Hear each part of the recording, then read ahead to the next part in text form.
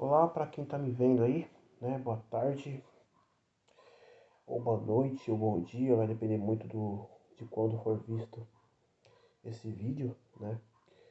Eu quero aqui primeiramente pedir aquele auxílio de sempre, que é o like, né? O compartilhamento, tá? E deixar bem claro, o like ele é para quem realmente gostou do conteúdo, né? Claro, você tem toda a liberdade de dar um dislike também, né? Mas o desejo é que seja um like, porque isso auxilia bastante, inclusive para quem está começando, né? A visualização, a o compartilhamento, né? Os comentários, né? Ele dá um belo de um engajamento, né? Faz com que o YouTube, pelo menos, eu não li isso em lugar nenhum, na verdade é o que eu vejo e escuto, porque um dos meus entretenimentos, um dos meus maiores entretenimentos é o YouTube, né? Então, os criadores de conteúdo, inclusive os que já têm um tamanho médio ou até mesmo grande no YouTube, eles sugerem justamente isso, né? Eles falam justamente disso. Então, lógico que você tem toda a liberdade de dar um dislike, né? Mas o que eu peço encarecidamente é que, se possível, tá? Você não dê dislike, tá? Caso você não goste do conteúdo, você pode simplesmente se manter neutro. A palavra neutra, né? A palavra neutra aqui vai ser muito importante, né? E não dê um like nem um dislike. Eu acho que isso acaba prejudicando menos, né? Agora, se você tiver um coraçãozinho bom, aí, vou dizer assim, com o objetivo aí de me ajudar o próximo, independentemente de uma visão religiosa ou não, eu vou agradecer bastante pelo like, tá?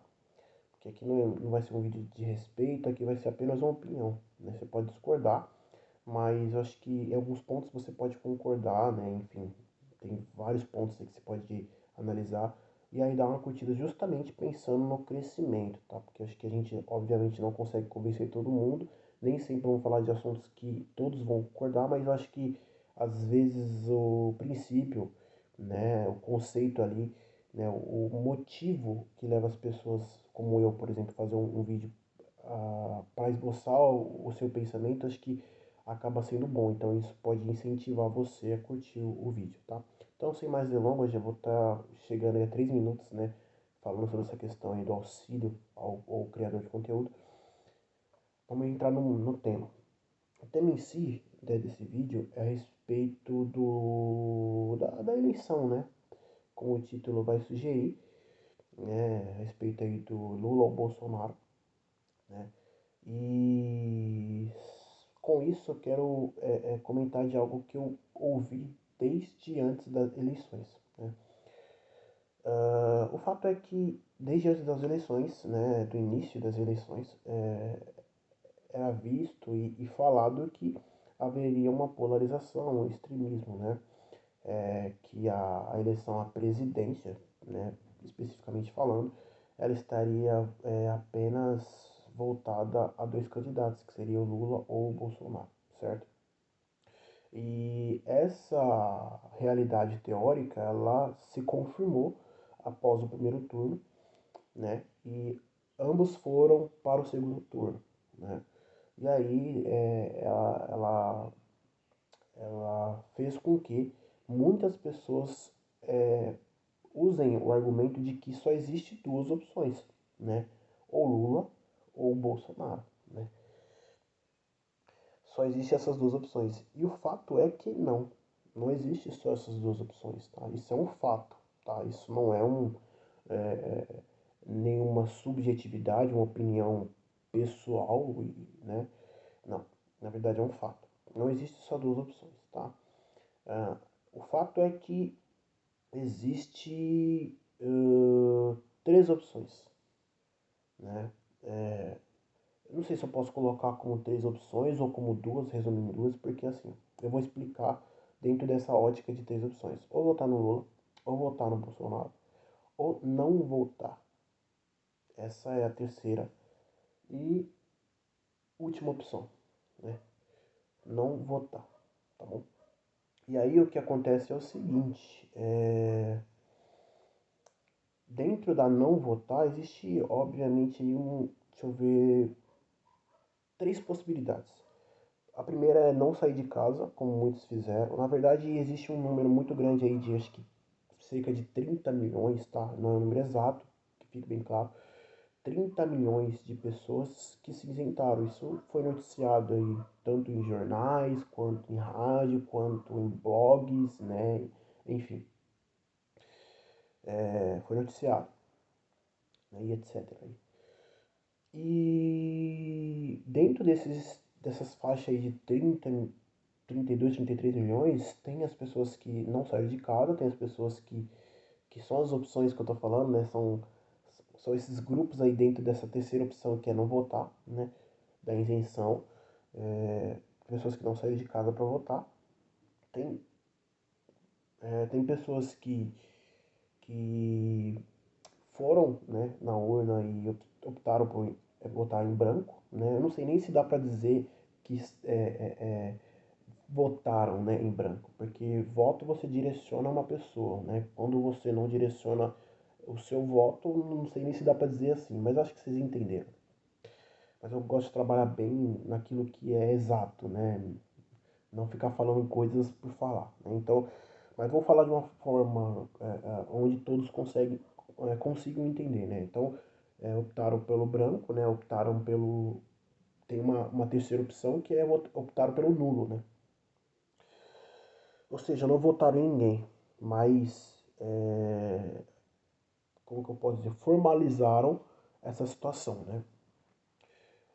Óbvio que eu vou deixar aqui minha dica, né? Que é justamente sair da sua casa, mesmo que seja para optar pelo branco ou nulo, pelo fato de que a primeira opção, né, e sim, eu vou ser legalista, tá? Eu vou ser uma pessoa que procura, legalista no sentido de procurar cumprir a lei, né? Acredito que está dentro, incluso ao significado do legalismo. O legalismo ele tem uma conotação, inclusive na parte religiosa, uma conotação ruim, né? Bem pejorativa, mas não que seja, tá? Então, a dica que eu dou é a sugestão, lógico, ninguém é obrigado a concordar ou fazer conforme eu estou falando, mas é justamente sair de sua casa para optar e formalizar o que você escolheu, se é branco ou nulo, pelo fato de que não votar fica bem claro que é ilícito, né? Por isso eu falei da questão do legalismo. Porque uma vez alguém pode falar, não, mas democracia é justamente você escolher uma opção dentro das alternativas que você tem. Sim, eu até acho que é, a, o Estado obrigar as pessoas a votar é até contraditório no que diz respeito à democracia, né? Eu acho que deveria ser algo livre, onde a pessoa escolhe sair de sua casa ou não, né? Para votar ou não, e até mesmo, lógico, mantendo as alternativas que a gente tem, que é, por exemplo, você deixar em branco ou até mesmo você anular, né? Acho que deveria ter essas alternativas, mas essa primeira que eu tinha comentado, que é não sair de casa, ela é ilícita.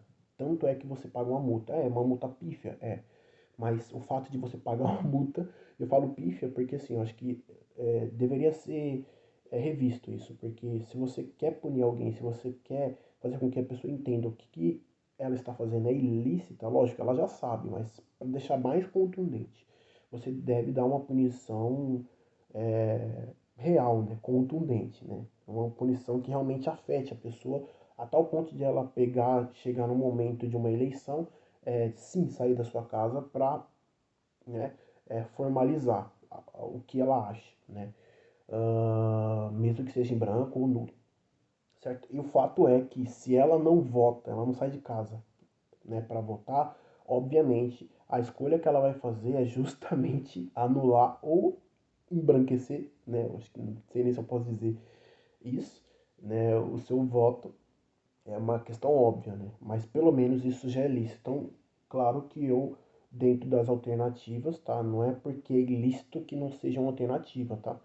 O fato de não votar. Não, é uma alternativa, mas eu não acho legal, não acho viável. E sim, você tem que sair da sua casa para tomar essa decisão e formalizar, tá? Ou branco ou nulo.